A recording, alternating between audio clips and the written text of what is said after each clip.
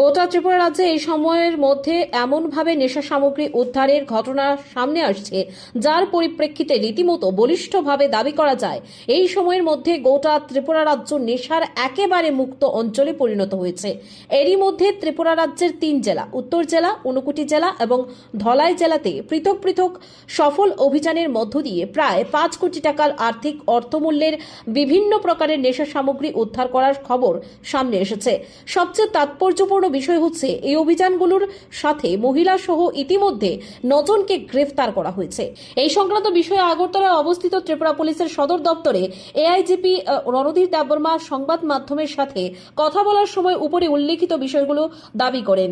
যদিও এই সময়ের মধ্যে ত্রিপুরা রাজ্যের বিভিন্ন জায়গায় প্রায় প্রতিনিয়ত নেশা সামগ্রী উদ্ধার হচ্ছে, তবে বরাবরের মতো আজকেও পুলিশের তরফ থেকে দাবি সামনে এসেছে ঘটনার তদন্ত করে গোটা নেটওয়ার্ক খুঁজে বের করার চেষ্টা হবে।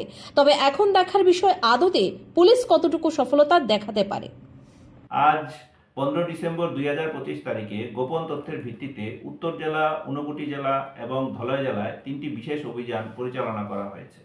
এই অভিযানে উত্তর জেলায় টোটাল 44,000টি ইয়াবা ট্যাবলেট উদ্ধার হয়েছে এবং তার সাথে 3 জন মহিলাকে আটক করা হয়েছে।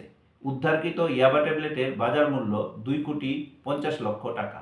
এ বিষয়ে ধর্মনগর থানায় এনডিপিএস অ্যাক্টে কেস রেজিস্টার হয়েছে। দ্বিতীয় অভিযানটি ঊনকোটি জেলায় হয়েছে এবং এই অভিযানে 26,000টি ইয়াবা ট্যাবলেট উদ্ধার হয়েছে এবং এই উদ্ধারকৃত ইয়াবা ট্যাবলেটের বাজার মূল্য আনুমানিক 1,50,00,000 টাকা এবং তার সাথে এই বিষয়ে 1 জন মহিলাকে আটক করা হয়েছে। তৃতীয় অভিযানটি ধলাই জেলায় হয়েছে এবং এই অভিযানে বিপুল পরিমাণে হিরোইন এবং ইয়াবা ট্যাবলেট উদ্ধার হয়েছে। সিজার প্রসেস এখনও চলছে এবং এই অভিযানে টোটাল 5 জন লোককে আটক করা হয়েছে।